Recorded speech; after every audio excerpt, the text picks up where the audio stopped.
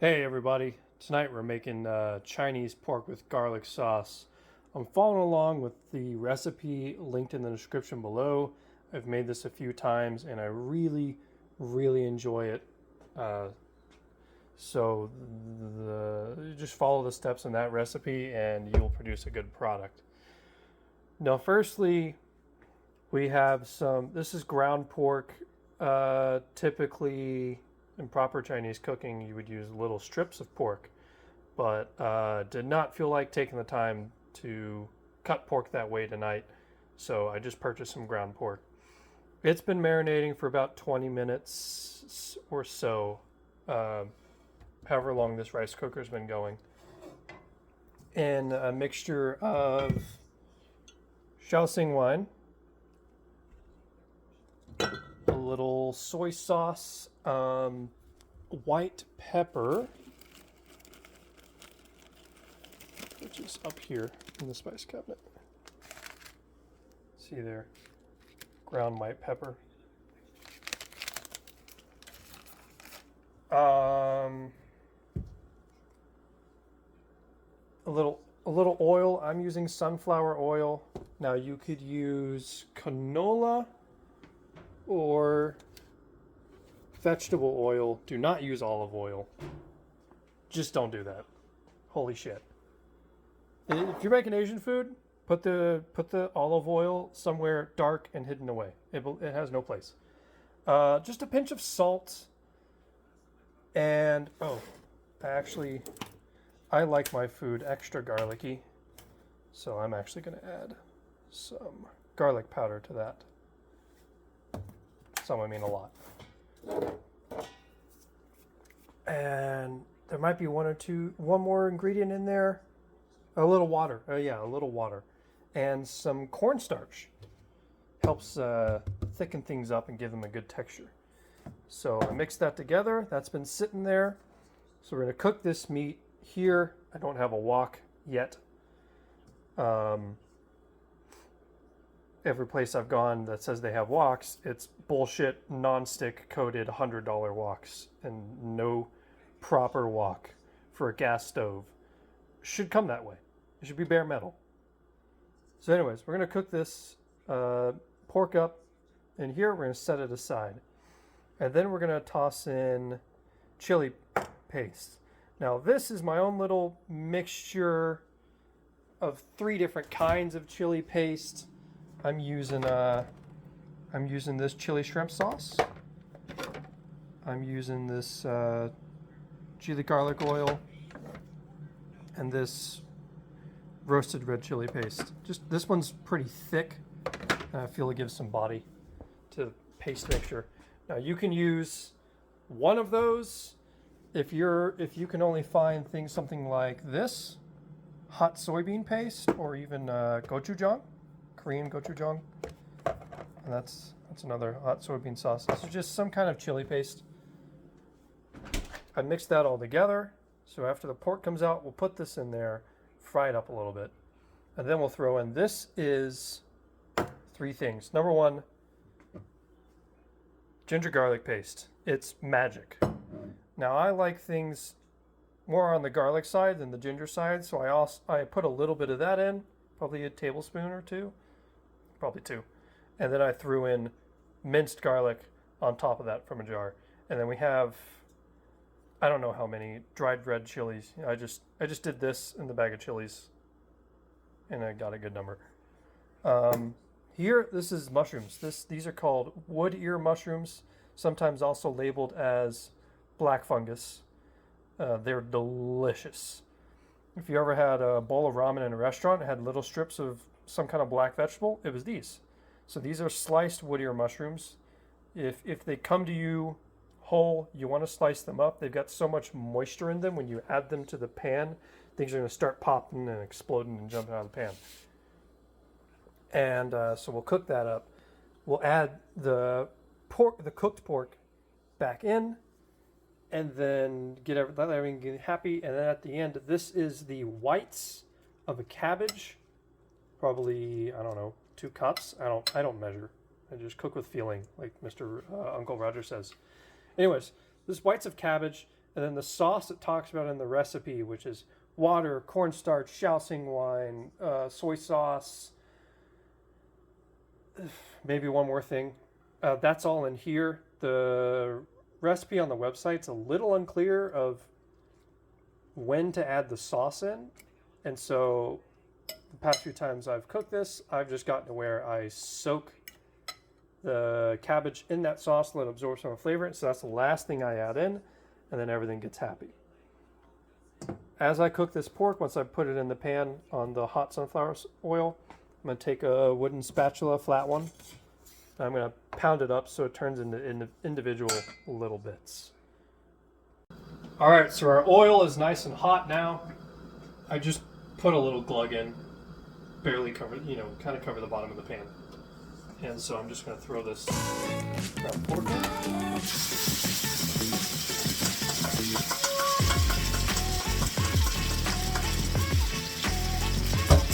I have the burner set to medium high. The gas stove, you use an electric stove, just go ahead and crank it up. So as soon as it goes in, I'm going to start pounding it with the spatula, like I talked about, to get all little bits of ground pork. Once I have everything separated up, you're going to see me do an occasional toss. With stirring, some of the ingredients are a little too heavy. You won't get a good turnover of everything, so you just give it a little toss and just ensure that you're getting good movement of all the ingredients in your pan. Much more heat.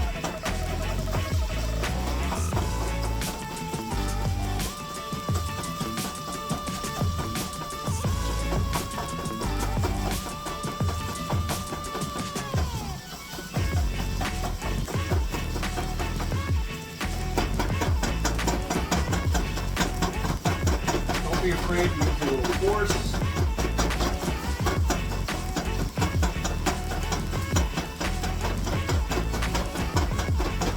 Now, a more proper chef will probably tell you to cook the pork just until it's turned that kind of white color on every side of each piece. I like mine a little crispier, so I let it brown up a little bit. It's mainly the cornstarch and the other liquids in there. Brown by caramelizing on the surface of the pork. Not so much the pork cooking that much, but I enjoy that texture and that color. Now, ready for my toss. And even though I've been doing all that pounding, just after that toss, I see a bunch of pieces come up to the top side that are still pretty large. That's another good reason to do a little toss. And not just sit there and stir it. You get a good look at all the ingredients. You get a good look. Now I've got a good look at what was the underside of the pork cooking in the pan to get a gauge of how that's going.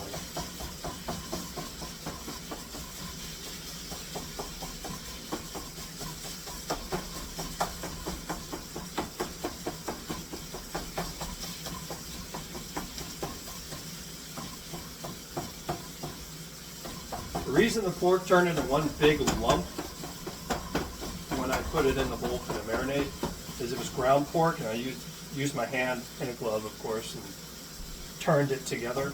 And so that just, if you've ever made hamburgers or meatballs, it's the same thing. It just turns into one big kind of a paste type thing. So just get everything separated up.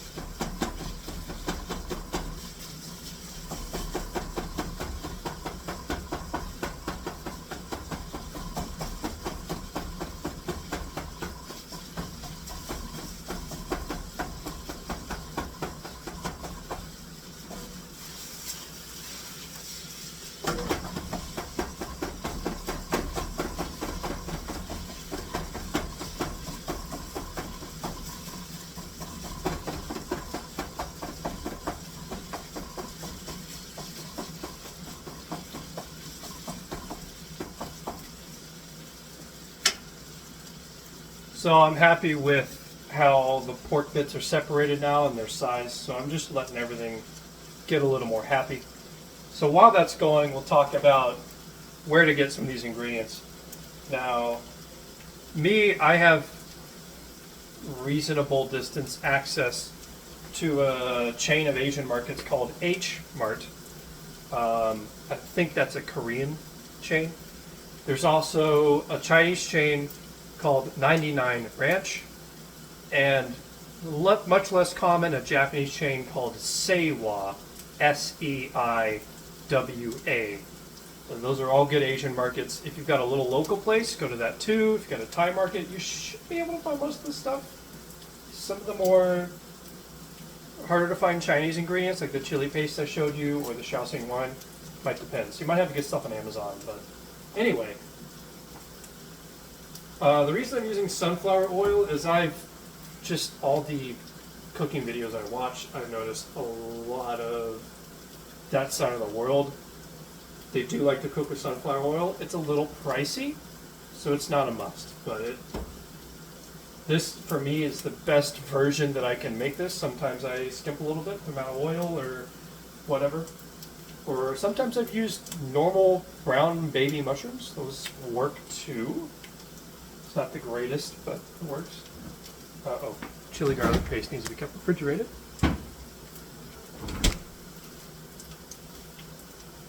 The rice I've cooked is just normal white rice, not sushi rice. And that just gets kind of served on the side with the dish.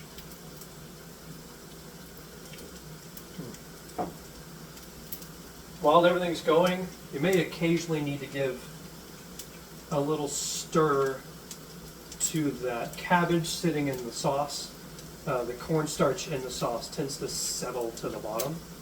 And so just occasionally give it a little stir, making sure to scrape the bottom and get everything going again.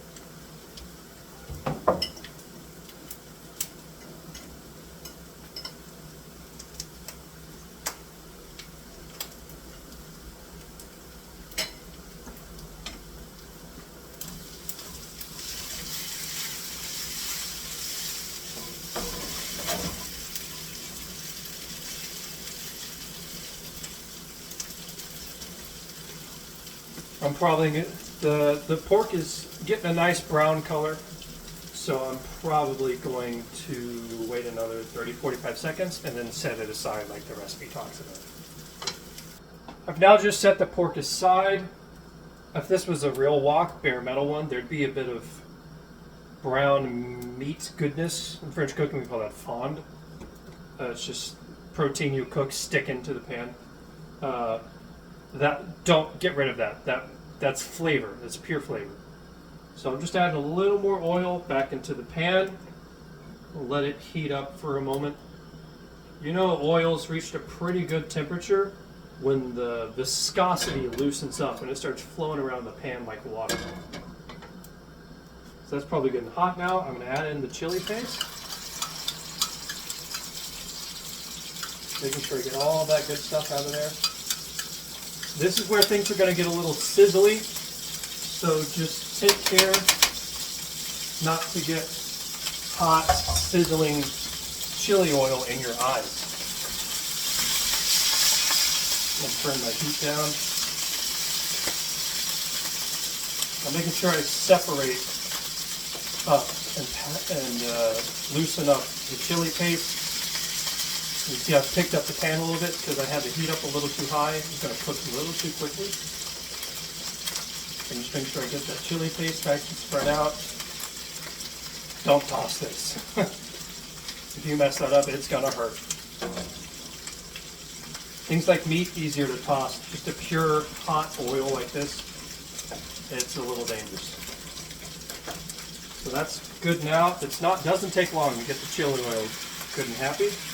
Put in my chilies, my chili garlic paste, and my minced garlic, and let that fry up.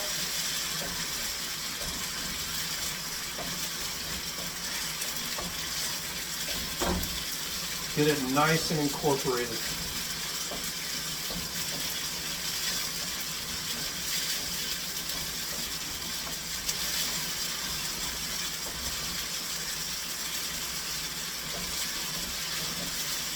Now the dried red chilies I'm using, you can get in many areas, such as if there's an area in your spice aisle that's has more Mexican spices, you normally find these there. To my knowledge, it's the same kind of chilies. I've just got a big bag of chilies, and whenever I get them from wherever, I just mix them all together. They look the same, they seem to taste the same, have the same spice levels, so I believe they are the same chilies. So I've got a mixture of chilies purchased at the Asian market, chilies purchased at a Mexican meat market, things like that. I'm getting a really nice fragrance of mainly ginger and garlic and spice now.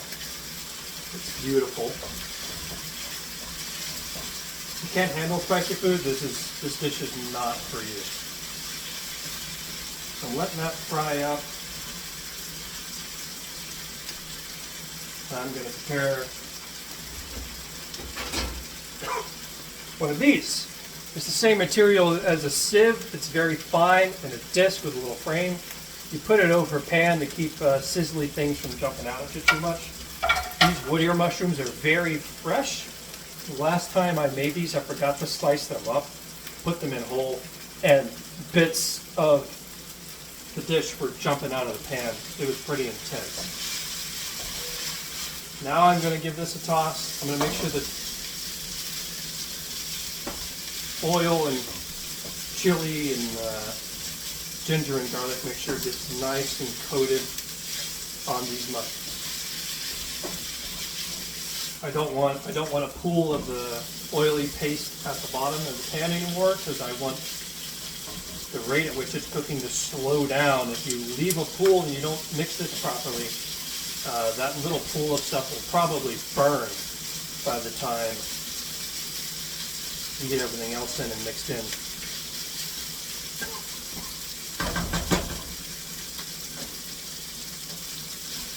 There's some of that good stuff stuck in my spatula. I'm making sure it stays in the pan with its buddies.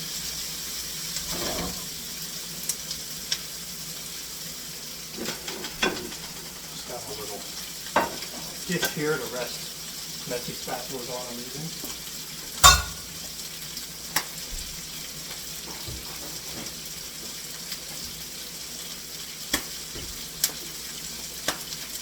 Whoa! See what I'm talking about? Just going to cover that.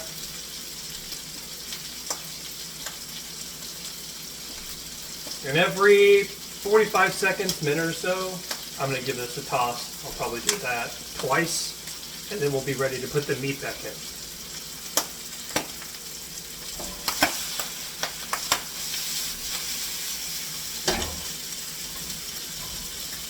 Another way to possibly prevent the popping would be to take the mushrooms out of their packaging for a couple hours, maybe several hours before cooking, to let the moisture kind of evaporate out of them. I'll have to experiment with that next time I make this.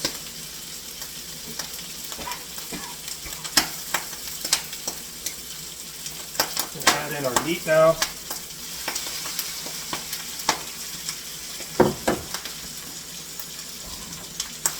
Stir it. Give it a couple tosses. You're going to see that red oil that's developed from adding the chili paste start to coat everything, and that's what we're looking for.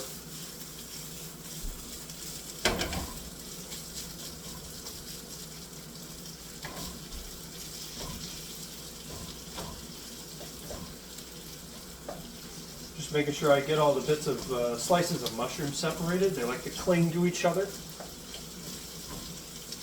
and mixed in with the meat.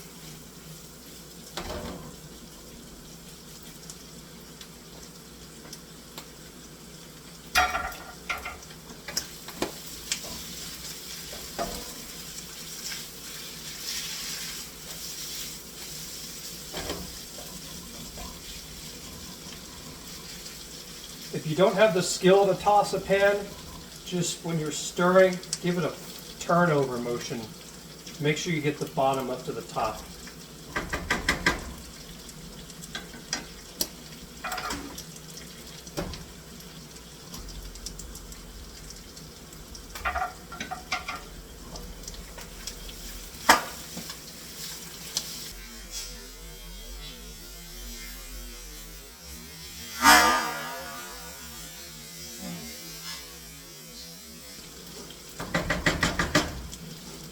I'm starting to get a really good color on all the ingredients. I'm giving it about a minute, maybe a minute and a half in between flips. Probably there'll be a total time of 8 minutes, I'd say. Give it a flip 3 or 4 times. Just get a nice golden brown color on everything.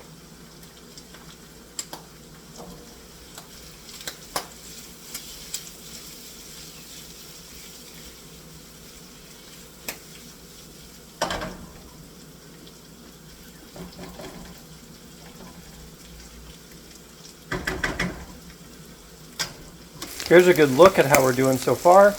Nice golden brown color on all the little bits, and it's still popping. Probably gonna give this another 30 seconds and then add in my sauce and cabbage mixture. Let it get happy for a couple minutes, toss it a couple times, and it will be ready. I think we're ready now. I'm cutting my heat to medium-low. I'm adding in the sauce and the cabbage.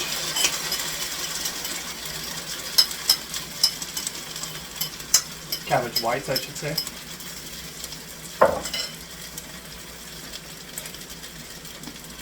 Give everything a stir.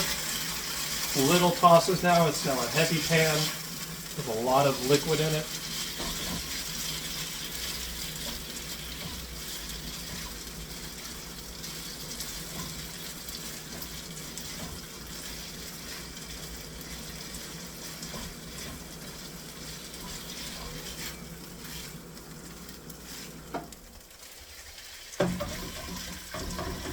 Once that sauce hits the heat, it's going to thicken up a little bit.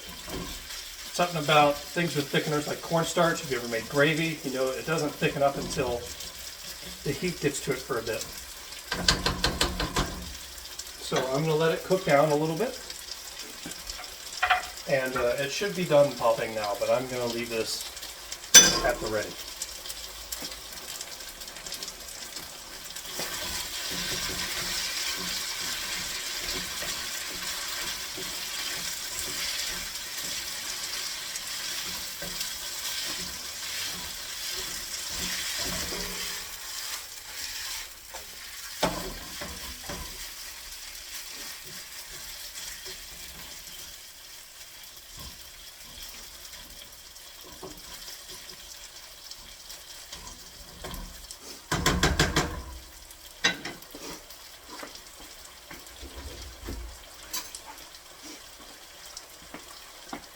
The dish is almost done. Cabbage is still softening up a little. I'm just going to give it a little taste for salt. Make sure I have a little bit of every ingredient in there: cabbage, pork, and mushroom. If it's bubbling a little too much, so I'm going to cut my heat even lower. We're just above low, absolute low now.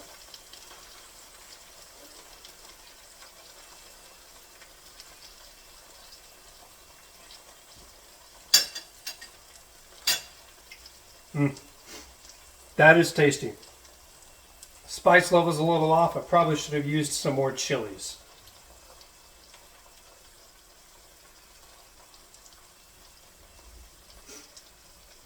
In fact,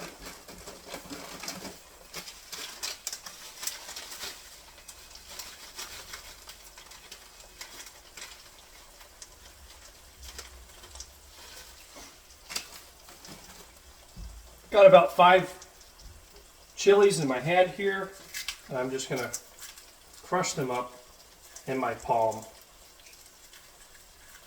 to get all the seeds out of them. It's not quite going to be a powder, but it will be sprinkleable, if that's a word.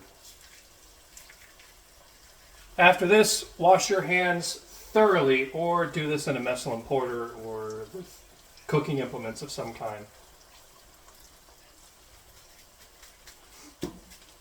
Do not touch your face or private parts.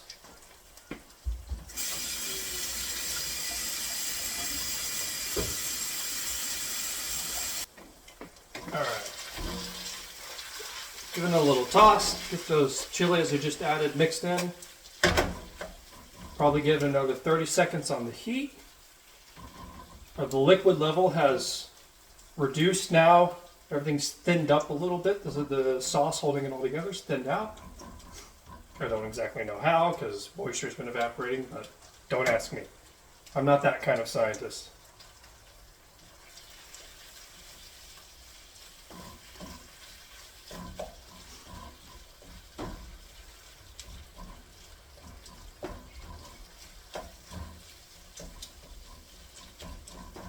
I'm just making sure now that everything's separated.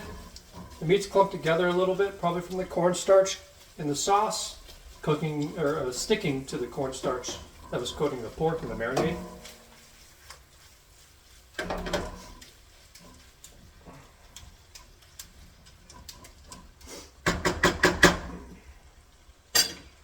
gonna get a bowl out, or the bowl I had over here that I set aside the cooked pork in earlier. Wipe the oil out, mitigates the number of dirty dishes. Grab some rice, fluff it up, of course.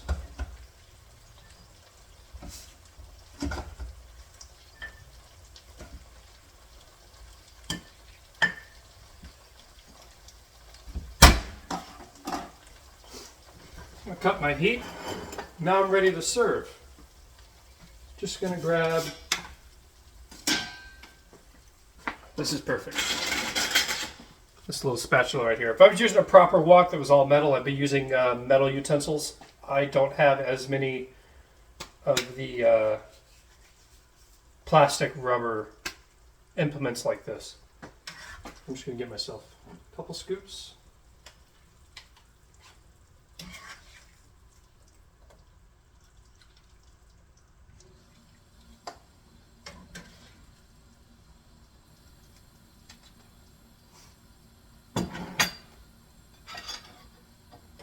And here we are, freshly plated up. You can see the steam escaping fresh out of the pan, fresh rice. It's absolutely delicious.